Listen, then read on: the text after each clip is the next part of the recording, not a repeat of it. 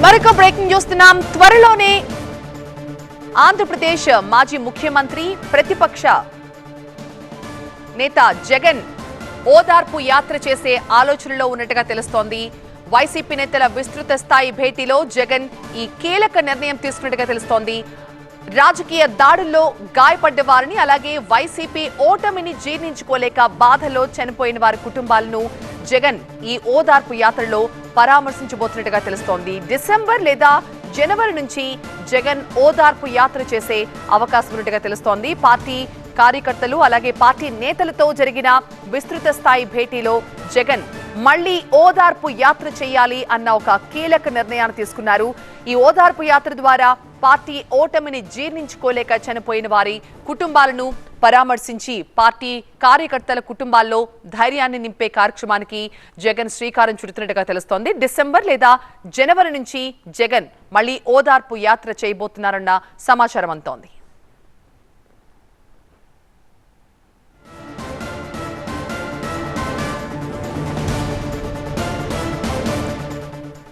జగన్ ఓదార్పు యాత్రకు సంబంధించి మాజీ మంత్రి అంబటి ఏమన్నారు ఒకసారి చూద్దాం.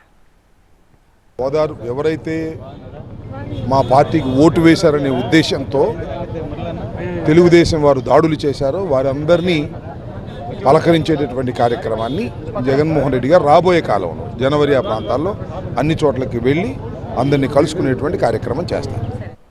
సో ఇవాళ జరిగిన పార్టీ నేతల విస్తృత స్థాయి సమావేశంలో జగన్ ఈ కీలక నిర్ణయం తీసుకున్నట్లుగా నేతల మాటలను బట్టి తెలుస్తోంది. అంబటి మాట్లాడుతూ చెప్పారు, మొన్న ఎలక్షన్స్ లో వైసీపీ ఓటమిని జీర్ణించుకోలేక ఎవరైతే చనిపోయారో వారి కుటుంబాలను పరామర్శించేందుకు జగన్ ఈ కీలక నిర్ణయం తీసుకున్నారని అంబటి చెప్తూ ఉన్నారు.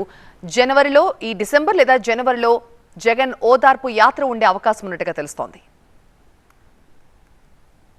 ఓదార్పు ఎవరైతే మా పార్టీకి ఓటు వేశారనే ఉద్దేశంతో తెలుగుదేశం వారు దాడులు చేశారో వారందరినీ పలకరించేటటువంటి కార్యక్రమాన్ని జగన్మోహన్ రెడ్డి గారు రాబోయే కాలంలో జనవరి ఆ ప్రాంతాల్లో అన్ని చోట్లకి వెళ్ళి అందరినీ కలుసుకునేటువంటి కార్యక్రమం చేస్తారు.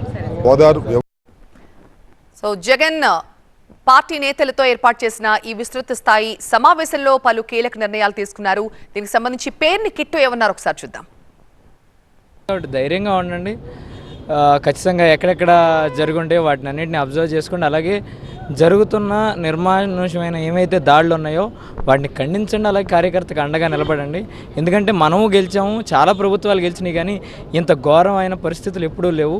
అటువంటి పరిస్థితుల్ని అడ్డుకొని నిలబడండి. నేను కూడా కార్యకర్తల దగ్గరికి వస్తా. ఈలోపే మీరు కార్యకర్త దగ్గరికి వెళ్ళి ధైర్యాన్ని నింపాలి. అలాగే మనం ఉన్నప్పుడైతే ఏదైతే క్యాలెండర్ ఇచ్చి డిసెంబర్ జనవరి ఆ టైంలో మీకు వచ్చినట్టే డిసెంబర్ జనవరి ఆ టైంలో ఖచ్చితంగా కార్యకర్తల దగ్గరికి వస్తాను. నేనే డైరెక్ట్గా వాళ్ళతో జెల్ అవుతాను, బాండ్ పెంచుకుంటాను అనేది ఆయన చెప్పడం.